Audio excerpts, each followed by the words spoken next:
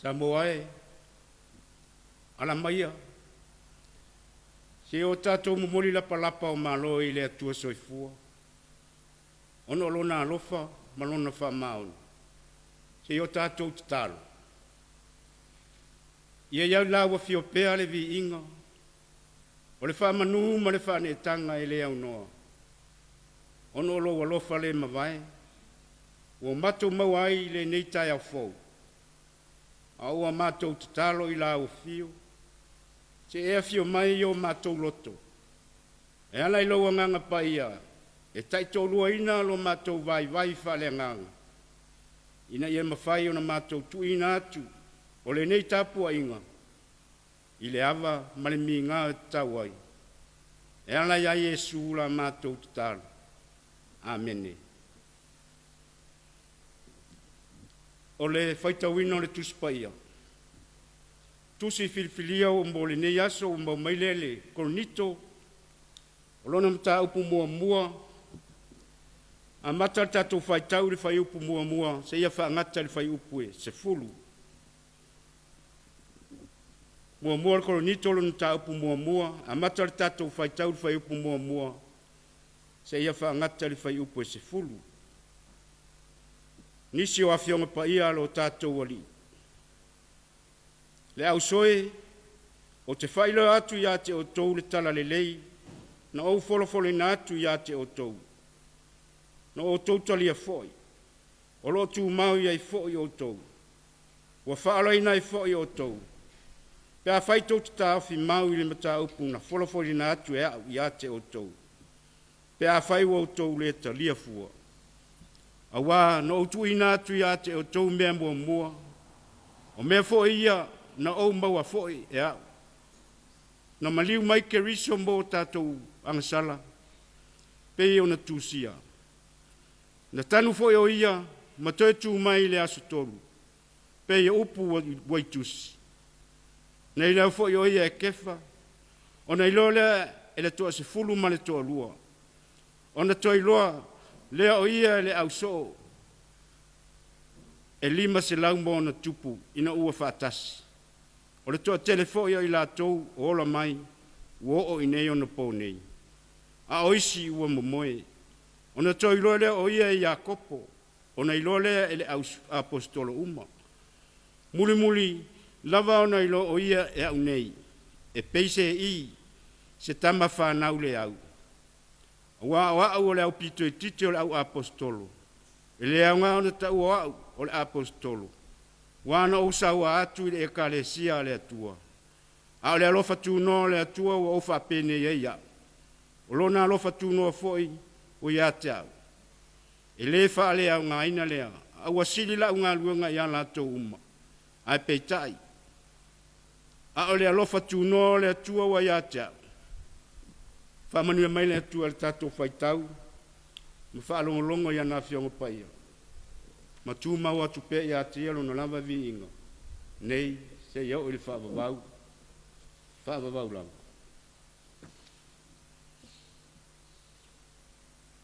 O le launga le suafa mamalu o le atua le tama, le alo ma le angang paia. Amene. O le amau le matua ile, tusi sa tatou whaitauina. Se vaenga le whai upu e tolu, ma le whai upu e wha. O te toi whaitauina. Na maliu ke riso mo tātou ang sala. Pei ona tūsia. Na tanu foi o ia, ma toi tū mai i le aso tolu. Pei o upu uai tusi. Na maliu ke riso mo a tātou ang sala. Pei ona tūsia. Na tanu foi o ia, ma toi tū mai i le aso tolu. Pei ona uai tusi. Manatu au tū o le nei aso, e whapea o tātou o tangata o le eseta. A o le aleluia la tātou pesi. O le eseta lava ia o le vai tau e whaamanatu ina ile to e tū manu malo le li whaola. O le whaolotanga ua umau na whaia e le li whaola. O le ata o le alofa tūnoa o le atua mō le lalolangi atoa. O le alofa e le whaatua o ia o le atua. Wa ofi e le tangata ua o ile loloto o le angasala ina ua sala mō. Le whaolatanga e awhi ai le tangata o nu ese e na te lesi la fia le atua.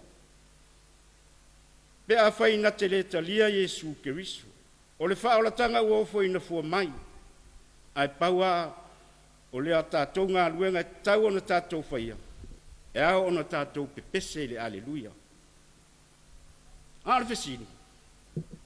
Tātou te pese whapewhea i le aleluia. Ia tātou vi ia pea o ia. Lea tua mamalu. Mamuli muli e tusa o lana whaasina manga i lo tātou ola. Le aleluia lea o loo. Fai pea ma pese le apostolo i lana ngā luenga, le malo lo o le tala le lei. Pese paulo i le aleluia, wa o ia i loina ma mautinoa, o ia o le tangata o le eseta. O ia o le tangata wa whaalo aine le toe tū manu malo mai o Keriso. O le ana lea o le tauti ngā, ma tau mawhai pea le apostolo, i le tala le lei i Koronito. Le anga e lo se mea, e nā ona ia whātau nuulana ngā luenga, i le tala ina o le toe tū o Keriso.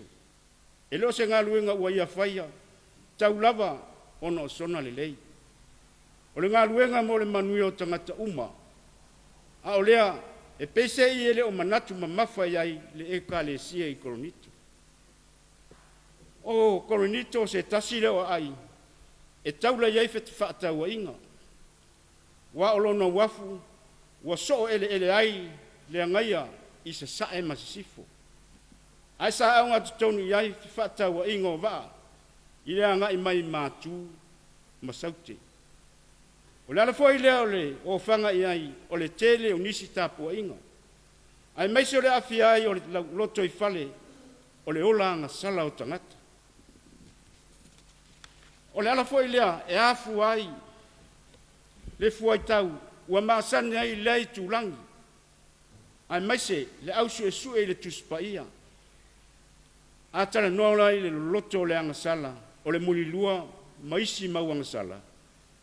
E maasania o na nginga, le mawhauwhaunga e whapea, o le ami o whakoronito. O lona winga, o koronito, o le siampini, o le whaia o le angasala. A o mea ia sa pelaina, le ese o le pese o pepese ai koronito. O lo pepese pea i le aleluia. Peitai. E ese atua, maisi mea o lo ave i le aleluia. Ese mea ua vi i ai le tangata i koronito. Ua ave le vi inga i le mea le tatau na ave i ai. Ua ave le vi inga i le mea e le mau ai se ola manuia. O le sisi o manga na lave o koronito. Ua vea mana e pei ua ngano ai a koronito. Le tala le leina mua i tala ina e paulo. O le eseta. E ala ili maliu ma le toe soifua manu malua mai o Yesu Keriso. Ua tongi o lai anga sala le lalolanga. Lea ua toe whaalau tele e paulo. Le Keriso toe tu. O le Keriso na toe tu i le aso tolu. Na ilo e kefa po o Peteru. O na ilo ai lea e le au so. Muri muri ani na toi loa ilona toi a fioae. So ai male au apostolo. Ai muri lava ona iloa. Ona ia iloa. Le foi ata utino Paulo. Peise I o ia se tama whanau o le au. O ia le apostolo I titi. O ia nu mua iona iloa le Keriso toe tu.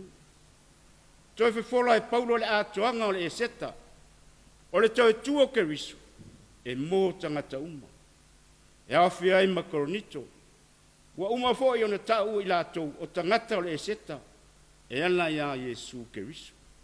O lono winga, e tatau ona pepese i le aleluia, e vi ia ai le whaaolatanga, ai le o le sanga vi ia pea o nisi mea le au ngā. Manatua se whiau tau mori foi leo le tala le lei, o le ni Taeao. O tātou o tangata toi tū manu malo, o e ua whaaloina e ana i le maliwa Iesu Keriso, le ana lea, na fufola ai mata ua, na fufola ai, e tua a ua mawai le whaavai papa o Samoa, whaavai Samoa i le atua. E awai ona tātou pipese le aleluia, ma vi i ai le atua, a le fesili. O le ale tu ai ngā pese, o lo tātou pipese ai.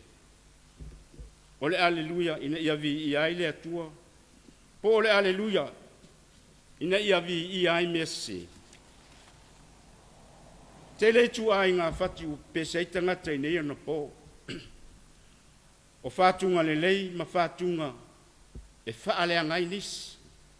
O nisi o whātunga, e usu atu lava e paulua, ai whai lava. E le fia whaafonga le atua i ni whātunga, mani pese vi i ai le tangata. E te tau le aleluia i le atua, ai le o le ave o le aleluia i mea e se se. O tangata o le atua, e pepese i le aleluia. A tangata o le ti apolo, e pepese i le tau whaaleanga. Manatua, leo e whaavai le atua ia Samoa i le atua. Tātou pepese ai, ina ia vi ia le atua. Ono Iesu. Amen. Ngā tātou pepese atu i le atua, le pese iwa sumartas. Iwa sumartas i vi ingo le atua tātou te pese atu.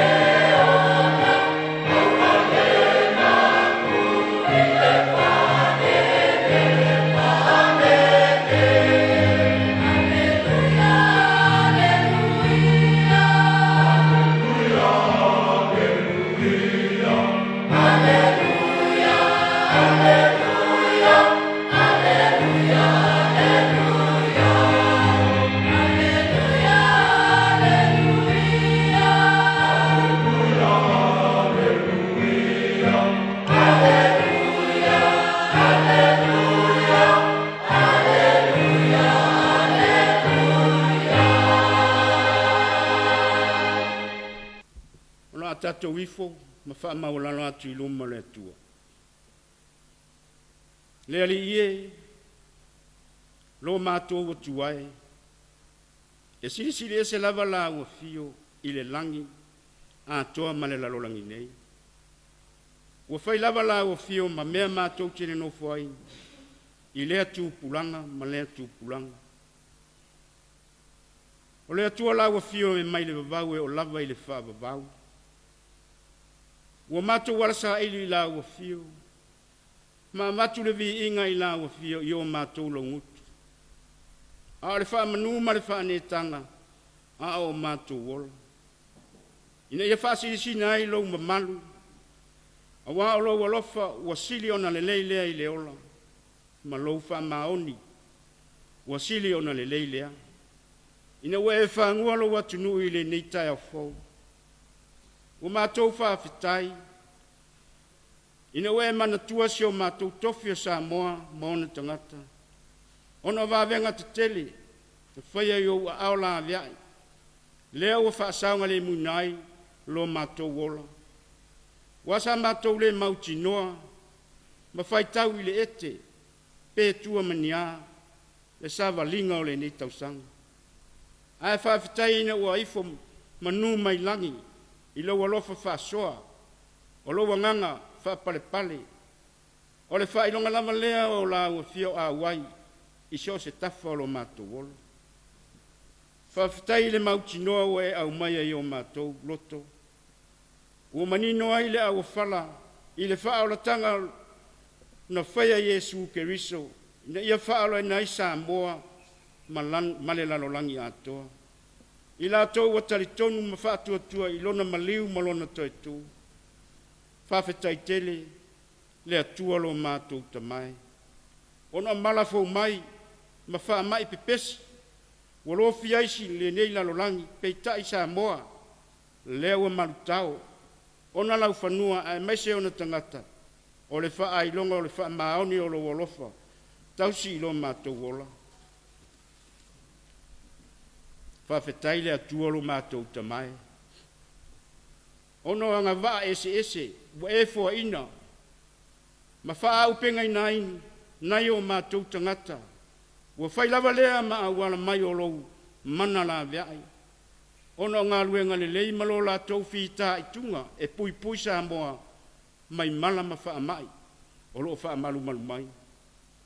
Sili la mātou whawhetai. Ono Yesu Keriso. Le li ma le whaola. Ona o le whaola tanga, na ia le whawhitiai o ia lava. A o ia whaia foi, ma le masalsalu. A o ia whaia ma le mauti noa, ina ia whaola ina le lalolangi uma. Ma maua e tangata le ola e whaavavau. Ne ua talitonu, ma whaatua I lou maliu, ma lou toe tū ma malu mai. Whaato ese. Ona lo mātou wola ngasala.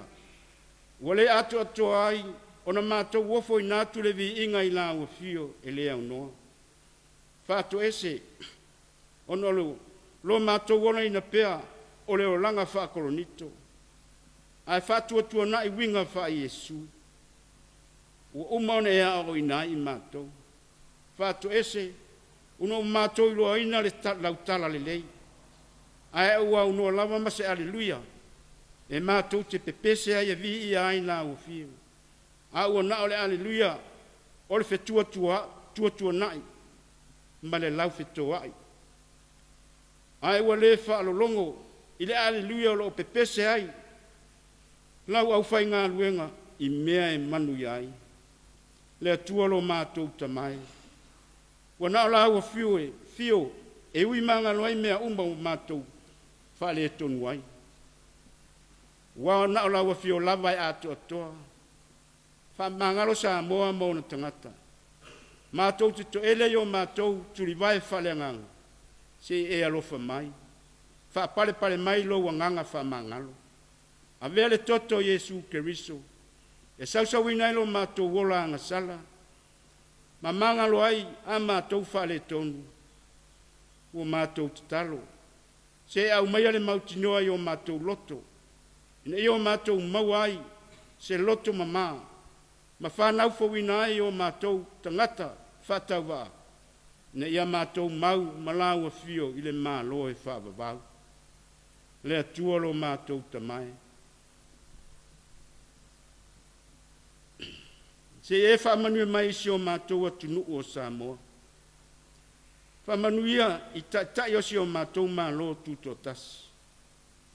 o lo atou whaivalo filima, e wha moe moe e Samoa mo na tangata, a wā se manuia nang tele o na tangata, wha tupu le wha maoni, wha pale pale, o na saai, a e sili sa ili o le tō whai la ua fio e manu ai la tō tiu te tau ave.